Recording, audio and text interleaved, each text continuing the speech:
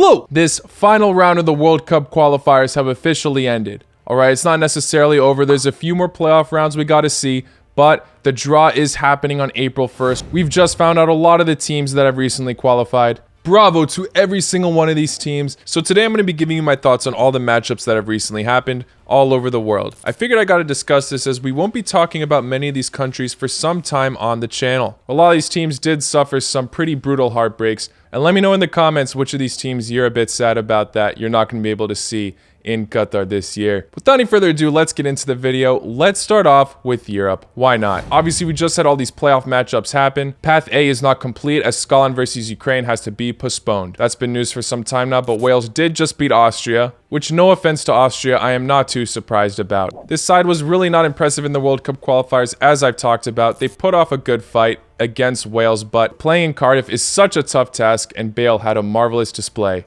scoring a beautiful free kick. Another stunner right after that. Austria is such a hit-or-miss team. There's so much talent in this squad. It's a very promising team. But besides that Euro run where they just lost to Italy, I have not been too impressed with this national team. No disrespect to Austria, but yeah, maybe they will be motivated to, top even Croatia in the Nations League group now, as Croatia don't have a great Nations League record. But yeah, best of luck to Austria in the future. I hate to see that talent going to waste. But now for Path B and C, these paths are complete. We now know that Poland and Portugal have qualified for the World Cup. Bravo to these teams. I have doubted Poland so many times on this channel, and the one time I decided to not doubt them, it paid off. They usually qualify for these tournaments. So after they got that free pass against Russia, I had belief in the national team that the nerves wouldn't be getting to them too much against Sweden. Sweden and Czech Republic had to play in the earlier round, and Sweden just barely beat them in extra time. So much talent in the Sweden squad. Isak, Forsberg, just getting Alenga to choose the Sweden national team over Cameroon, and wow, I wonder if he regrets that decision now. But yeah, this side is very solid at moments. We've seen it so many times. So a lot of people were hopeful that they'd qualify. But a hefty 2-0 loss to Poland. They were playing possession and it didn't pay off. Lewandowski with the penalty. Zielinski scoring as well. Poland now are going through a new era. They've obviously had some of this talent for so long, but they got the new manager and now they're looking a bit more confident. I'm very curious to see how this side does at the World Cup. I do feel a bit bad for Sweden, I'm not going to lie. But it just seems like Ibrahimovic has cursed the national team yet again from being on the side. Yes, he only got subbed on at the end of the match. But think about it. Sweden were in the 2018 World Cup where they had a decent run actually, making it all the way to the quarterfinals. And in the Euros, they were fantastic in the group. Absolutely phenomenal display, and then got unlucky against Ukraine in the round of 16s. And Ibrahimovic was not on the squad for either of those runs. He decided to rejoin the national team, and now they just missed out on qualifying for the World Cup again. They were in a similar position in 2014 when they had to play Portugal in these playoffs. We all remember what happened there. The last time Ibrahimovic made an appearance at the World Cup was 2006.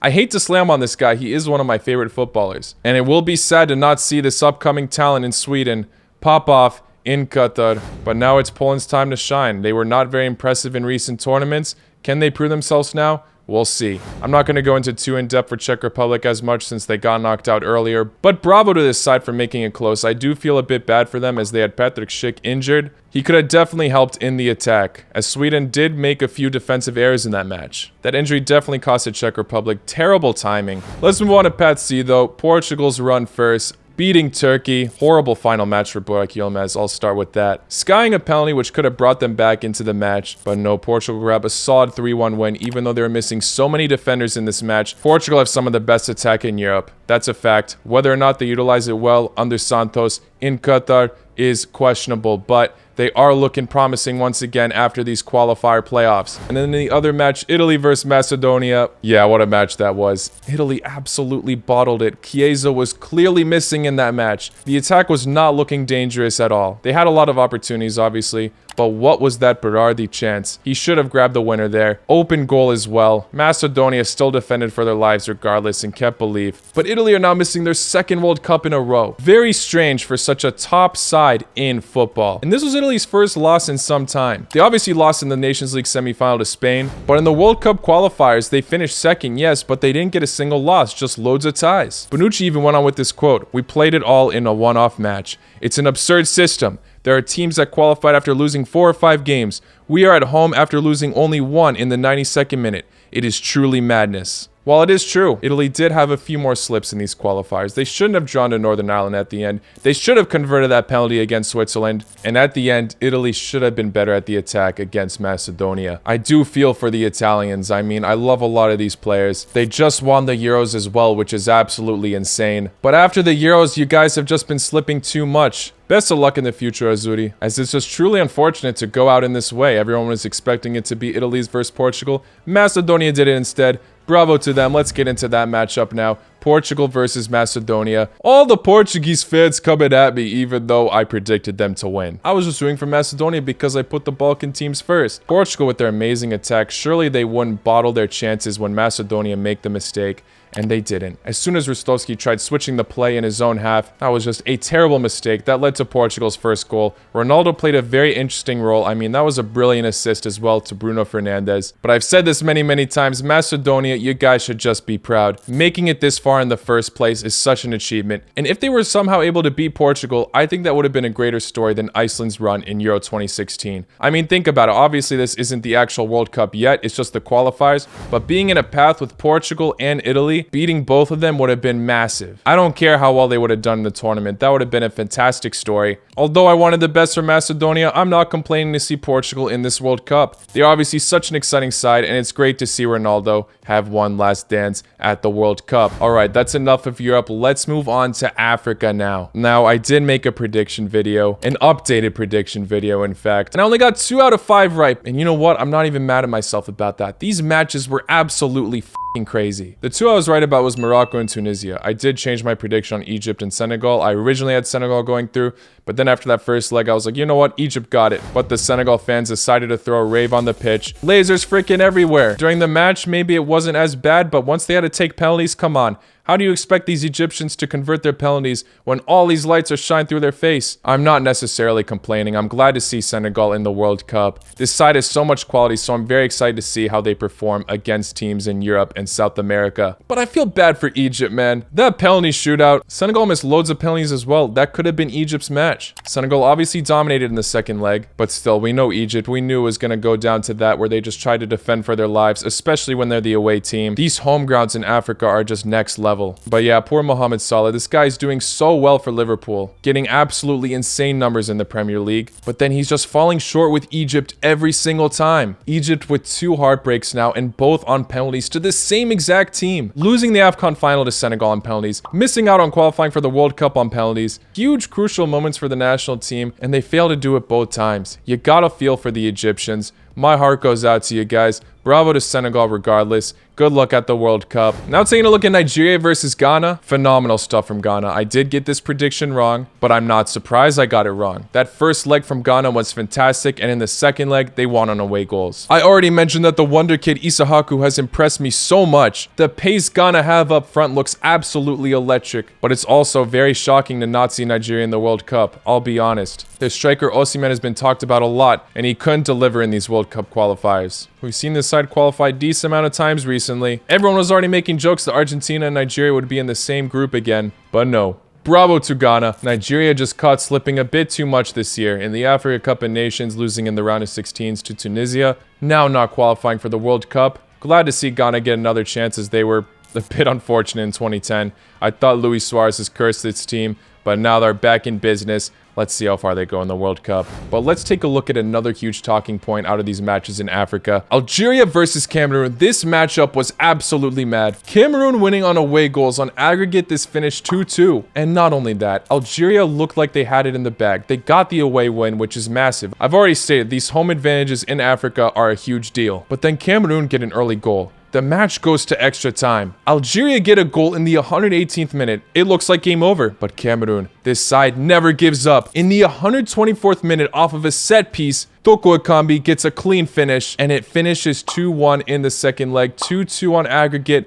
Cameroon go to the World Cup. So many people favoring Algeria, including me. I even made a video earlier this year saying this is one of the top 10 national teams to watch in 2022. As of now, the time I'm recording this, they are undefeated in 39 matches.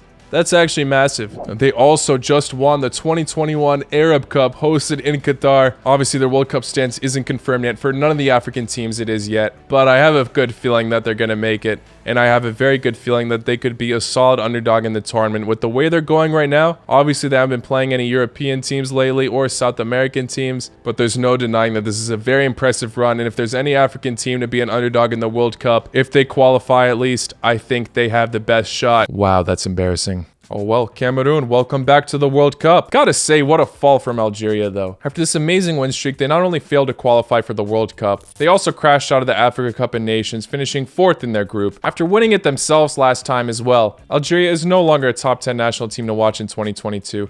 Cameroon might have taken their place. Look at that attack. Abubakar, Toko Akambi, lots of other talent in the other positions as well. Very curious to see what group Cameroon's placed in next, and best of luck to them in the World Cup. But yeah, this match was absolute scenes though. Now on to Morocco versus DR Congo. Yeah, DR Congo just slipped up on the last leg. They looked a bit confident in the first one, getting a 1-1 draw, but Morocco finished it off with a 4-1 win. Bravo to them. I don't think many people were doubting Morocco, as we haven't seen much from DR Congo, especially them not qualifying in the Africa Cup of Nations. To be fair to them, they put off a great fight. Got a lot of attempts in this match, but things did go Morocco's way. And finally, the last matchup in Africa, Tunisia versus Mali. Bravo to Tunisia, but it would have been nice to see a debutant in the World Cup. The only possible debutant now is Solomon Islands. At the time of recording this, they're actually playing New Zealand right now. Oh my god, they're losing 3-0. Okay, never mind. No more possible debutants in the World Cup. Would have been exciting to see this Mali side, and it's crazy that they only didn't qualify based off of that one own goal. That's all it took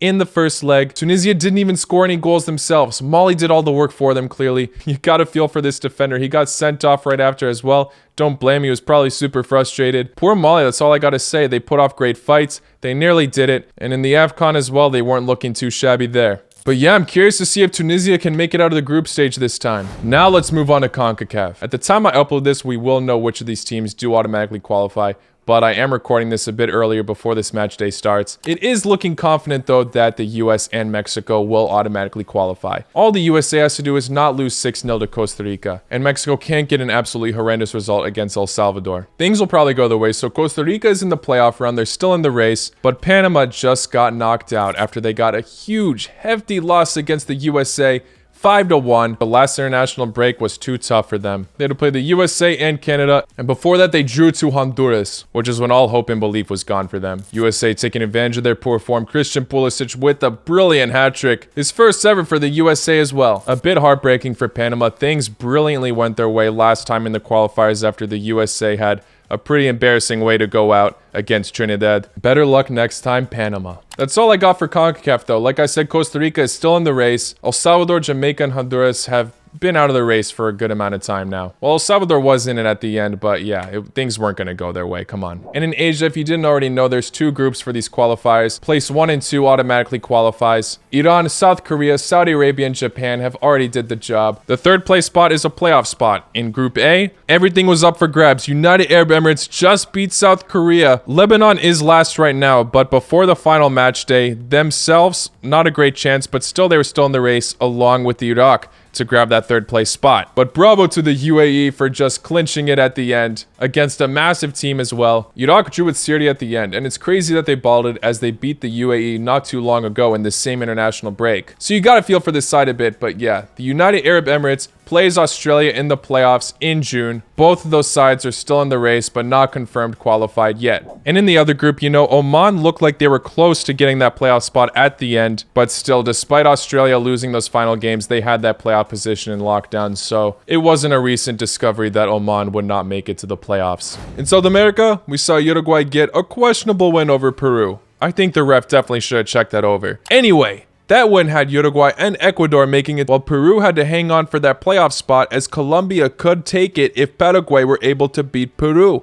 At the end, both teams won, and due to Colombia's terrible goal drought for many months in these qualifiers, they have failed to qualify for the World Cup. This was one of the most exciting sides in 2014. They definitely will be missed from the competition. But yeah, obviously there are still a lot of playoff matches that do have to happen in June. But the draw is happening on April 1st. Make sure you stay tuned for that. I will be streaming all of it. And I do feel bad for some of these teams that had to be knocked out down to the wire, especially in Africa. Too many heartbreaks. But again, bravo to all the teams that did end up qualifying for the World Cup. Massive respect to all of them. Cannot freaking wait for the draw. Good luck to all these teams that didn't qualify in the future. Don't lose heart yet. Thank you all for making it to the end. I'll see you all very, very soon. Hit that like button if you haven't already. Subscribe if you're new. La con noche.